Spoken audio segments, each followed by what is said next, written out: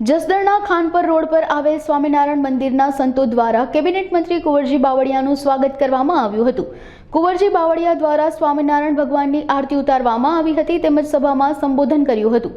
સાથે સાથે જસદણના વિકાસની વાત પણ કરી હતી તેમજ જસદણથી ખાનપર રોડ સ્વામિનારાયણ મંદિર સુધીનો રોડ પણ મંજૂર કરાવી આપેલ છે તેમજ જસદણ ભાદર નદીનો રિવરફ્રન્ટ 60 કરોડના ખર્ચે બનાવવામાં આવશે તે પણ મંજૂર થઈ ગયેલ છે। ગોંડલના સ્વામિનારાયણના મંદિર કોઠારીએ પણ હાજરી આપી હતી। જસદણ ખાતે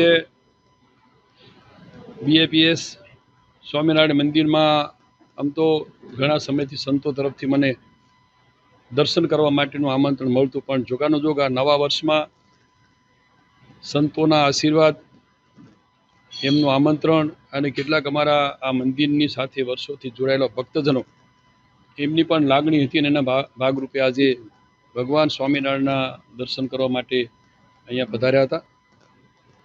અહીંથી સ્વામિનારાયણ મંદિર સાથે જોડાયેલા અમારા કેટલાક મિત્રો અને ભક્તોની ઈચ્છા હતી કે આ મંદિરની પાસેનો ખાનપરનો રસ્તો ઓળખાય છે એ નામે આ મંદિરનો રસ્તો થાય, એની પણ અગાઉ રજૂઆતો હતી।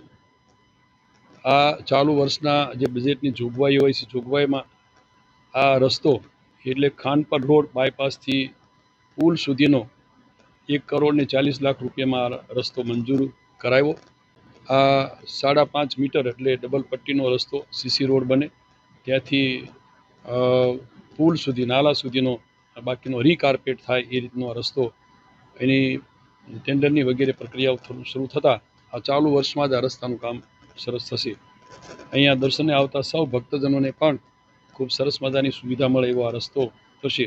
આ બધું સ્વામિનારાયણ ભગવાનની ઈશ્વરની કૃપા હોય અને સાથે સાથે આજે ગોંડલથી પણ પૂજ્ય સ્વામી અને કોઠારી સ્વામીજી પણ અહીંયા પધાર્યા હતા, એમના પણ આશીર્વાદો મળ્યા અને નવા વર્ષમાં કામ કરવા માટેની એમની ઈશ્વરની અને ભગવાન સ્વામિનારાયણની એના આશીર્વાદથી ખૂબ શક્તિ મળે એવી ભગવાનને પ્રાર્થના પણ કરી।